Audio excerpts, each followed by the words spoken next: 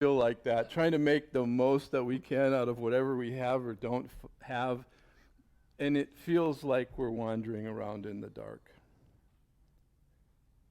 But the one who created the first light of the earth, the one who is the light of the world, the one who shines in the deepest darkness, gives us hope and shows our way. As we start today, let's start with a few seconds of quiet. Then I'll pray, then we'll share the Lord's Prayer. Let's pray together.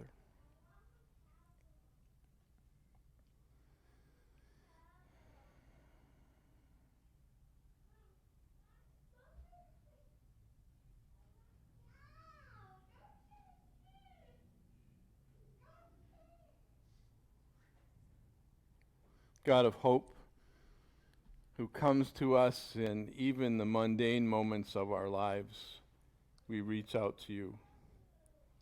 In the laundry room, in the kitchen, the boardroom, the backyard, the barn, in the city or on the beach, sorting papers, counting money, or savoring sunrises. You come to us. And we're so thankful this morning for all the gifts you've given. For the phone call when we needed it, for the friend who makes us laugh, for hard decisions that move us deeper into our faith. Today, Father, we bring before you those we have named and those who are not named, those who are ill, struggling with life's deepest questions, those who are looking for ways to make ends meet. If we could pray for only one thing today, God, we would pray for your strong healing presence. We bring before you our communities where we live, our families, our neighborhoods, our church, our town. We ask today for all those who lead others that you would give them wisdom, that you would open their minds and their hearts to listen to what others are saying, to work for everyone's good, especially for the poor and the disadvantaged. We lay before you a request for this world, your world, our world.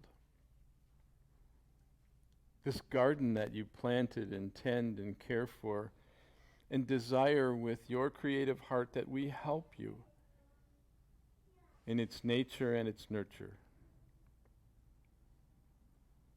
Today we ask for peace for nations, brothers, sisters, or even voices within us at war. May your joy infiltrate even our hardest hearts. May your love open the most closed of eyes. So, Lord, that we might see with deeper vision and realize that you accept us, all of us, just as we are, coming with our hopes and our dreams, our sorrows and our hurts. We're so grateful, God, for moments when we experience the sense of just being alive. The morning stillness when all creation begins to stir, shake away our sleep, awaken us to a fresh day of promise.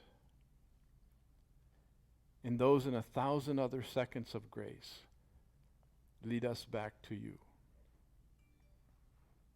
Holy One, today and in the days ahead, we ask that you would help us to be honest with you and with ourselves.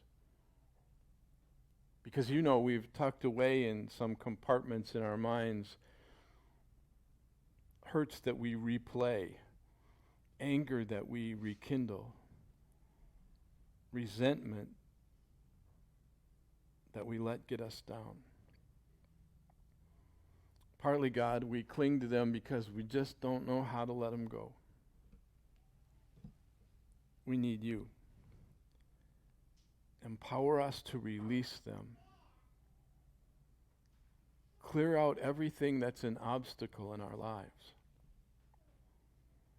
so that when we pause to be still, we don't think in anger or hurt or revenge. We think only of those who need your compassion, our compassion. Whether it's a health crisis, the end of resources. Move us to not be complacent, Father. There's so much violence in our world. We pray for the ones facing the onslaught of storms, those who live in fear. Today, Father, we ask with open hearts, as we lift them up to you, may they be lifted into the safety of your grace, and may you hold them there. All around us, we pray both for those whose hearts are full and for those whose hearts are empty. And when we leave here today, we pray that we might be people of courage and hope, praying the prayer that Jesus taught us to pray by saying, Our Father, who art in heaven, hallowed be thy name. Thy kingdom come, thy will be done, on earth as it is in heaven. Give us this day our daily bread, and forgive us our trespasses, as we forgive those who trespass against us. And lead us not into temptation, but deliver us from evil. For thine is the kingdom, and the power, and the glory forever. Amen.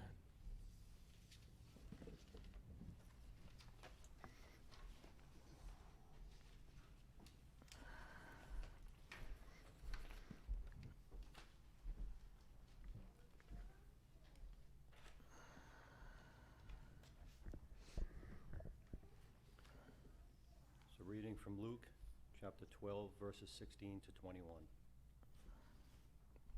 Then Jesus told the story. There was a rich man who had some land, which grew a good crop. He thought to himself, What will I do? I have no place to keep all my crops. Then he said, This is what I will do. I will tear down my barns and build bigger ones, and there I will store all my grain and other goods.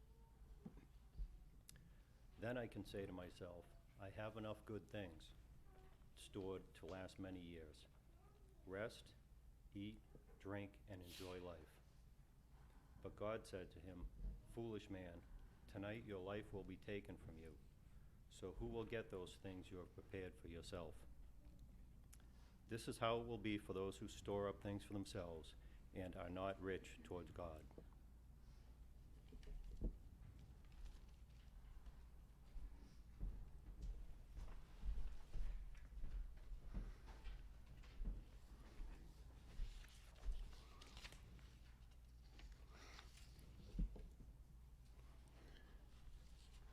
In the King James Version, this used what you know so well. Shakespeare used it too.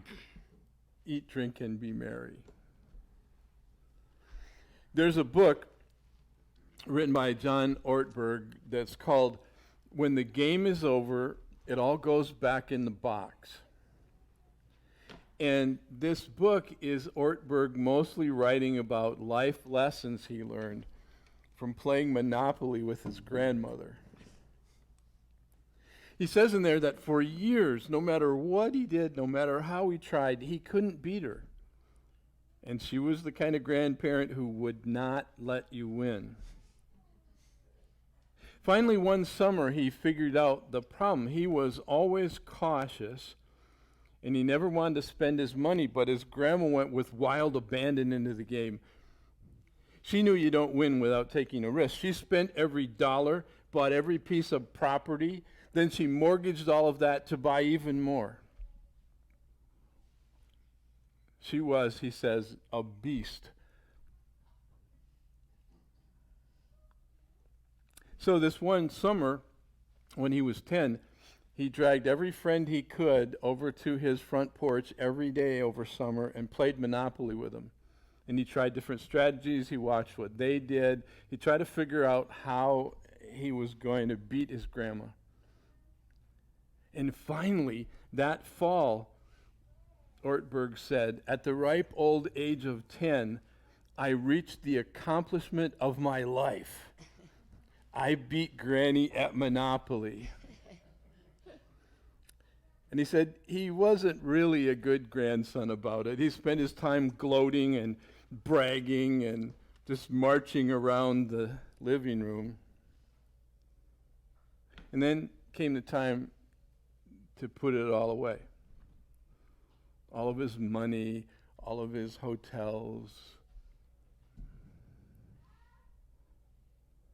And he said his grandma taught him the greatest lesson. She said,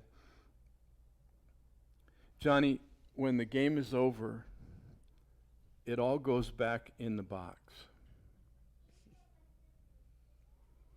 When our boys were young, I remember playing Monopoly. Jeannie was always the helping mom. You know, oh, you need to you should buy this. That's a good thing. Dylan, our oldest, was reckless. He always went bankrupt way early on. It always happened. I just sort of, rolled the dice and moved my little top hat, but I just was taking in the event. I didn't even really pay attention to what was going on. And Jordy, our youngest at the time, we had to just make sure he didn't swallow the pieces. He really liked the race car and tried to put it in his mouth all the time. Then there was Ian. Ian won a lot at Monopoly. I remember one particular time he skunked us all legitimately, and he stood up and was tooting this imaginary horn. Now, this was a long time ago, and I don't know how he knew this, but we said, "What are you doing?" He said, "I'm blowing my horn." And we said, "Why?" And he said, "Because I won. I'm Donald Trumpet," he said.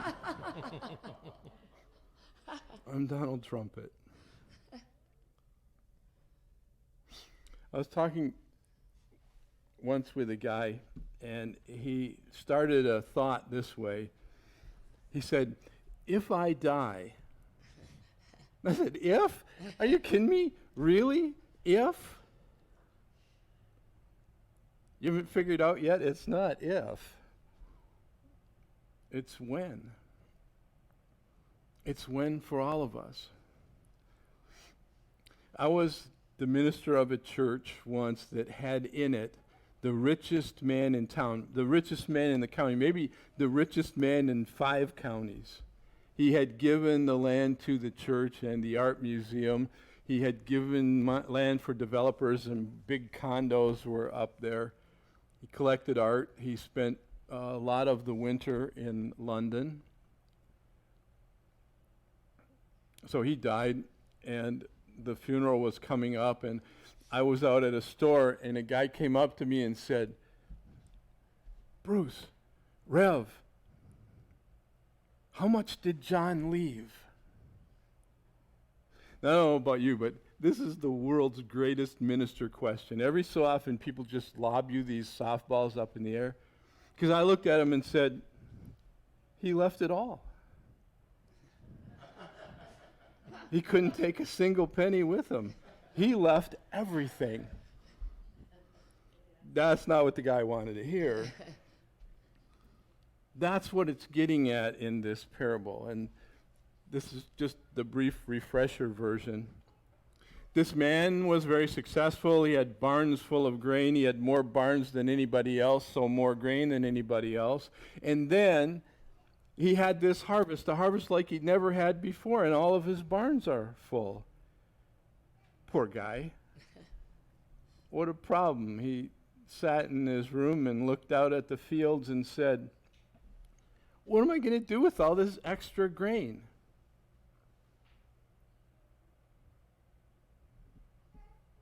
Then it hit him. I'll tear down all those old barns and build bigger ones. Instead of just one level, they'll have 2 or 3 to hold all my grain, and then I'll be set. These will be really, really big barns, and I will have really, really lots of grain.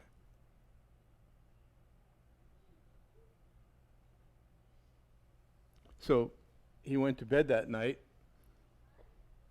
fell asleep, and dreamt of the biggest barns in the history of the world.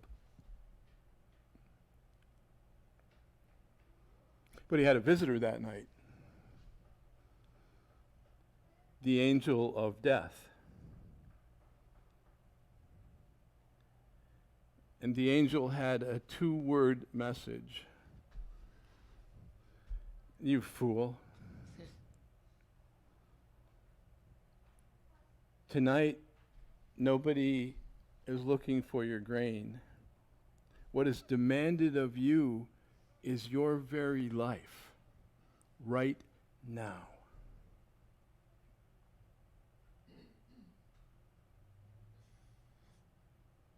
So Jesus wraps up this parable by turning to everybody listening, the disciples, maybe a few soldiers, townspeople, Jews.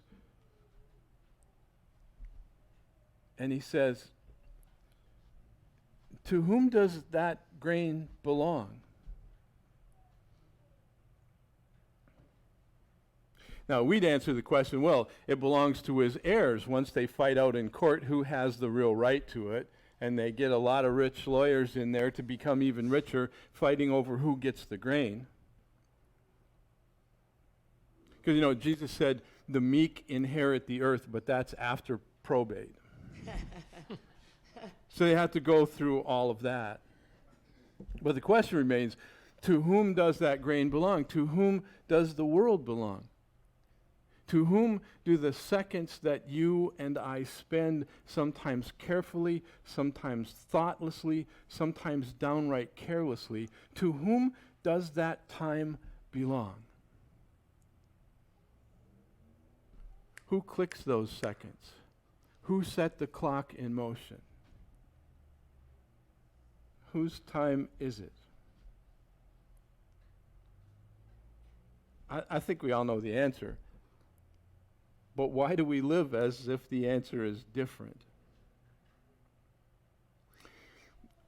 When we moved to Highland, Indiana, Jordy was in what, Jeannie? 2nd grade, 3rd grade? Something like 2nd grade. See, I know it's kind of elementary. She knows it's 2nd grade. And what would happen is we kind of got started late. We didn't get into the bus route exactly, and it wasn't that far. So I drove him to school, and then I would pick him up and bring him home. And Jeannie was working, I think, and so we would stop at McDonald's because McDonald's was wisely situated about 2 blocks from the school. And we'd pull in there and go in and sit down, and he'd have a Coke and French fries, and I'd have a Diet Coke. And one day we were sitting there, and those fries looked really fresh. I mean, I could smell that. They had just changed the grease probably. So they were freshly fried, and I could see the salt on them. So I reached across the table and took a French fry. And Jordy said, "Hey, put that back." He said, "That's my French fry." He said, "I know you have lots of money, so go and buy your own French fries." And I thought, you little, who do you think picked you up? Who do you think brought you here? Who do you think paid for that Coke and those French fries? Those are not your fries, you little snot. Those are my fries. So I reached for it again, and he said, "I'm not kidding." Now, I have to say, because Jeannie will lecture me later, that was not his basic nature at all. Still isn't. But those were his French fries. He didn't have any need to share them, to be grateful for them, or anything else, because they were his. In that setting, that's so silly, isn't it? Think about the settings of our lives. This is mine. I've had a few of you ask me about, if I've gotten out on the beach yet, even in the cold weather. And I'm still trying to figure out where to park. This is my spot. This is my land. This is my road. This is my way. Now, I'm not going to take on the whole political structure of Massachusetts. And it's not just Massachusetts. It's everywhere. But really? Is that really your beach? Well, maybe not, but I'm going to control every way you can get there. To whom does the grain belong? To whom do the minutes belong? Who is the one that possesses every single tick, tick, tick, tock of your life, of my life, of our life together?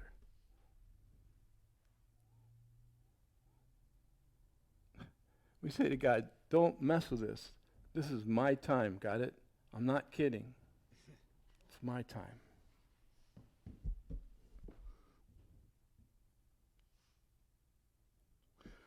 This is kind of a modern telling of our Bible passage today. And I'm going to freely say, because I want to be honest, I didn't think of this story. But I also want to say, I have such a horrible memory, I don't know whose it is. And I've retold it so many times, it's kind of partly mine. It's about a guy named Philip. Not Phil, Philip. And by any account, by anyone's reckoning, Philip was a driven man. He had a 3-word motto for his life: work, work, work. On the times when he made it home for dinner, he worked through dinner and left quickly to go to his study. When he went to his kid's ball game, he sat in the car working on his Excel sheet till his wife pounded on the window that his kid was up to bat. He got out of the car, watched, and got right back in his car. He was late to every school event if he even made it. And the family vacay pictures showed his wife, his 3 kids, and never him. And it was not because he was taking the picture. It's because he didn't go. And his wife joked, even though it wasn't really a joke, that every January they decided where they were going to go on a trip for that year's anniversary. And she would say to her friends, well, we're not going to the Bahamas this year. Last year we didn't go to Europe. And soon I hope we're not going to be taking that cruise. Work, work, work. If you asked him, he would tell you it was for his family.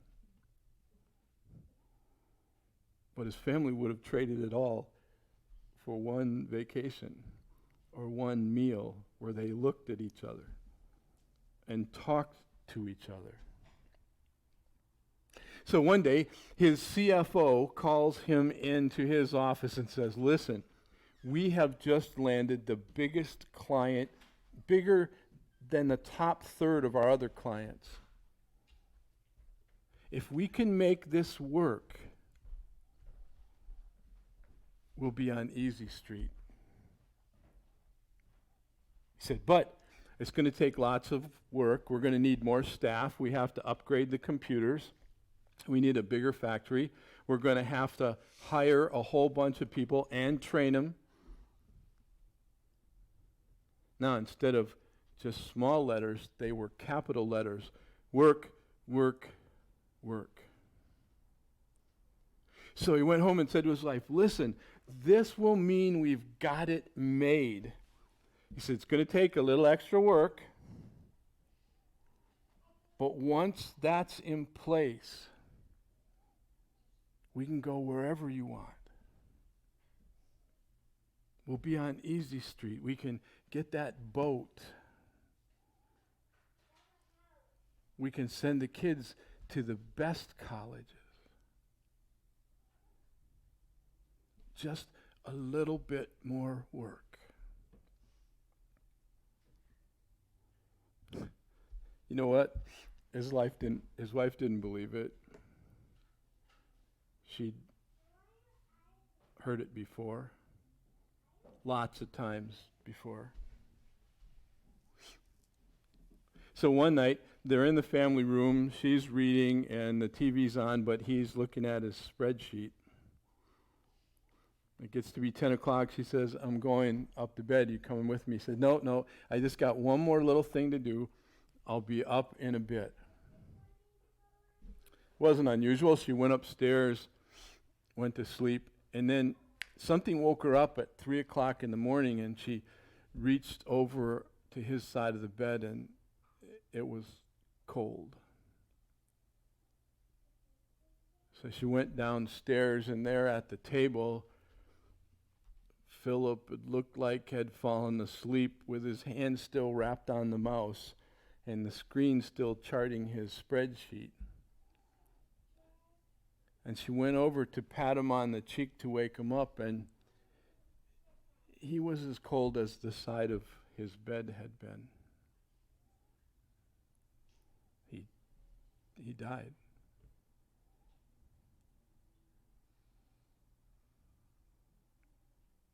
So they had a big funeral, and he was a big deal. He got a whole page in the local paper. He got 6 columns in one of the big city papers, and he even got an article like this in the Wall Street Journal. And it all said that he was a hard worker. He was a company leader.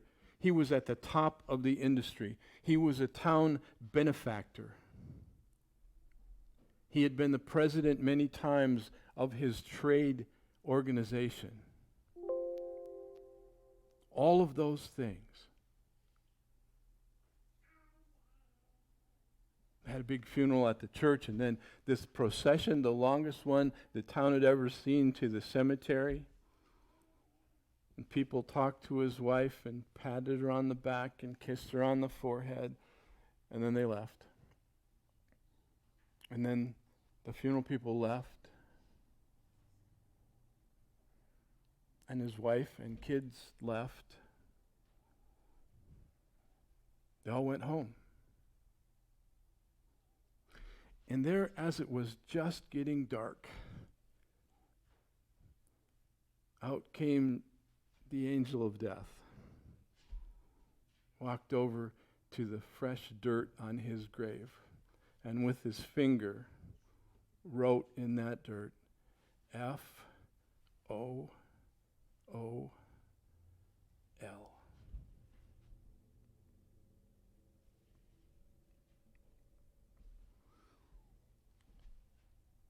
I heard a story once from one of my church members, and she used to say back in the day, the funeral home where she lived was here, her house was here, same street, and then a couple blocks down was the undertaker's home.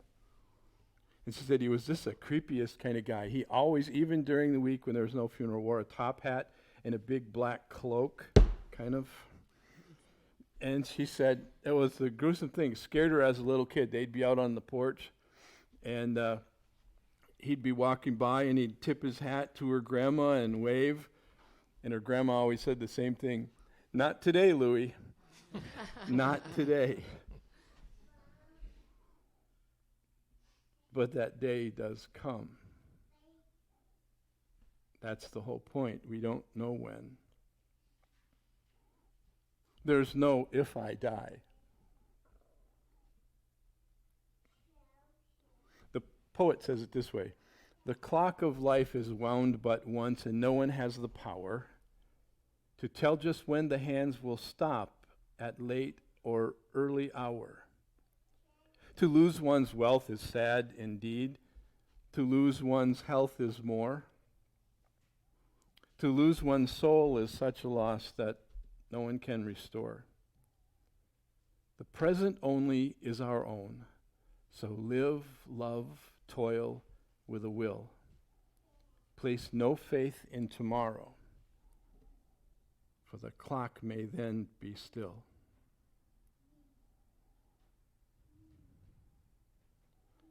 The world says that living a life of faith and making caring and kindness a top priority makes us a fool. Being too invested in this world and its resources is what makes a fool. Jesus came and touched and healed and shared and died so that we would know it's life over death. It's love over hate. It's helping over hurting.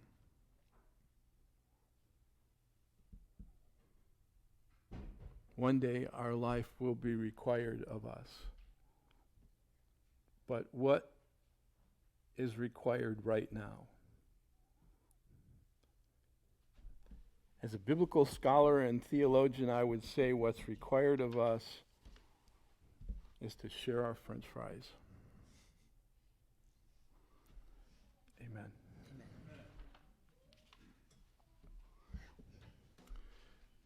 We are blessed in so very many ways. But the biggest blessing we have is to be a blessing to others. We'll now receive our morning offering. And please join us in singing Holy, Holy, Holy.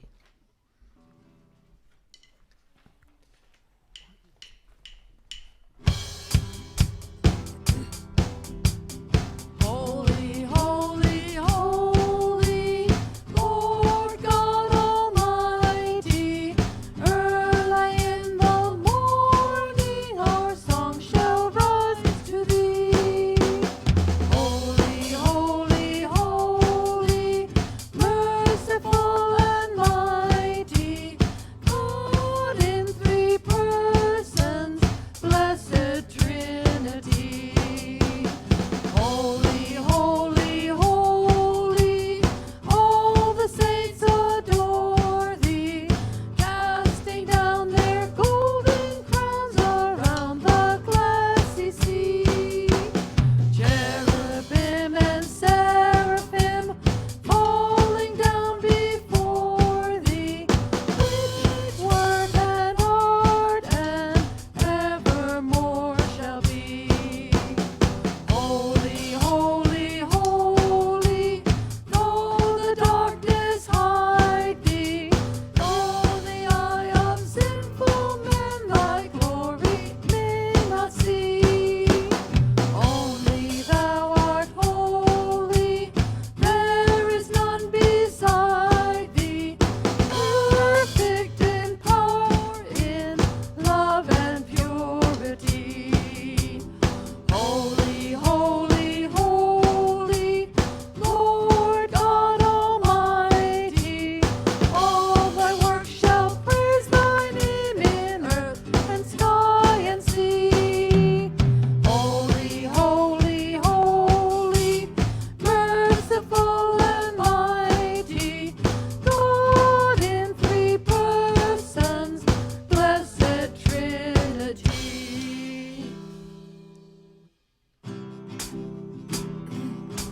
Praise God. Give thanks to the Father for all that you say and do. Well, amen, amen. Sing glory, hallelujah.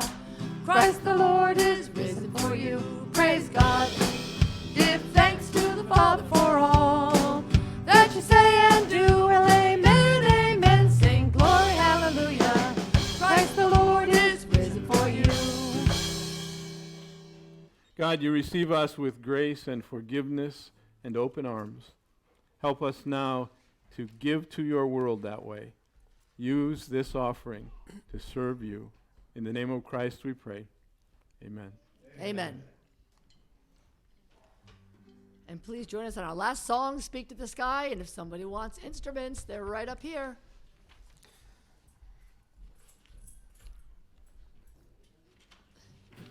Why 2, 3, 4.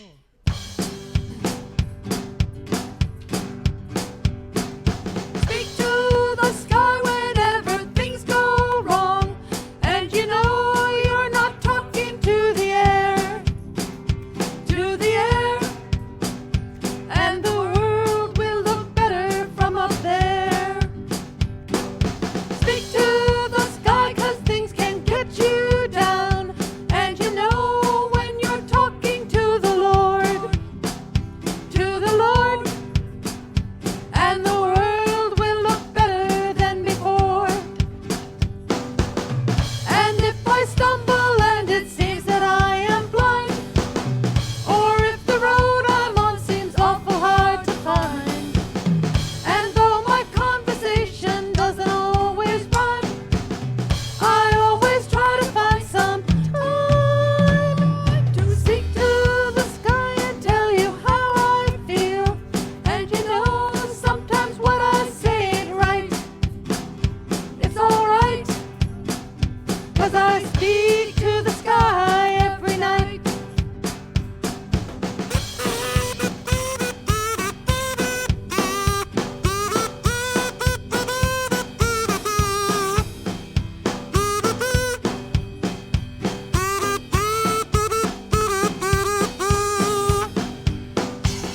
And if I stumble and it seems that I am blind, or if the road I'm on seems awful hard to find, and though my conversation doesn't always rhyme, I always try to find some time to speak to the sky and tell you how I feel.